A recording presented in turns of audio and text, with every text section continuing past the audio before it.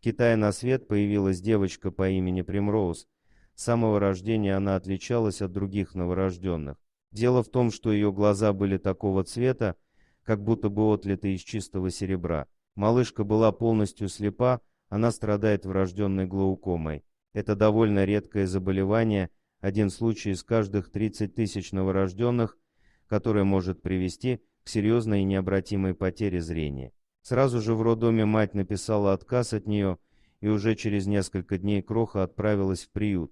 Как и все дети, Примроуз каждый день ждала того, кто сможет забрать ее и подарить ей настоящую родительскую заботу, любовь и тепло. Но проходили дни, месяцы и года, а чуда не случалось. Семейная пара из городка Бразильтона, что в штате Джорджия, Эрин и Крис Остин имели вполне полноценную семью. У них был свой дом и двое очаровательных детишек, что еще нужно для счастья. Но однажды женщина просматривала свою ленту на Facebook, она вдруг увидела фотографию Примроуз. Как позже рассказывала Эрин, увидев фото малышки, я почувствовала, что во мне что-то перевернулось. Я вдруг ясно осознала, это мой ребенок Остины, приняли решение, что удочерят девочку. Процесс удочерения занял несколько месяцев, и Примроуз поехала в Соединенные Штаты к своей большой любящей семье.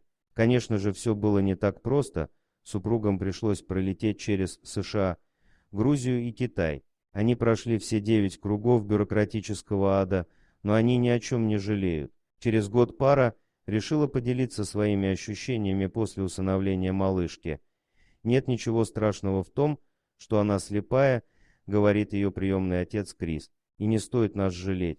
Когда люди узнают, что она слепая, они часто говорят: «Мне очень жаль». А я отвечаю: почему? Когда дело касается усыновления, в душе происходит нечто такое, что трудно объяснить, говорит Крис. Некоторые люди называют это знаком свыше, с помощью которого сам Господь говорит им, что это именно их дочь или сын, а некоторым помогает интуиция. Увидев ее фотографию, мы сразу же поняли, что хотим удочерить ее, потому что она наша дочь. Но, к сожалению, 8 месяцев назад Примроуз начала испытывать боль в глазах, причем настолько мучительную, что она плакала по 16 часов в день и отказывалась от пищи. После обследования выяснить, что в одном глазу Примроуз повышенное давление и отслоение сетчатки, а другой глаз уменьшился вдвое. Было принято решение удалить девочке глаза. Приемным родителям было трудно на это согласиться, но так было правильно на все 100%. К счастью, операция прошла успешно. Это было чудо. Через 2 дня после операции она впервые за несколько месяцев улыбнулась. Она действительно чувствует себя хорошо после того, как причина ее сильной боли устранена, рассказывают они. Для Примроуз будут изготовлены глазные импланты, а ее опекуны надеются на лучшее.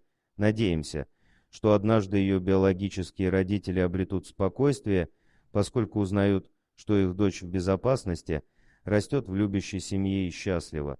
Дорогие друзья, если вам понравилось видео, поставьте лайк, а также подписывайтесь на канал, где найдете еще много интересного.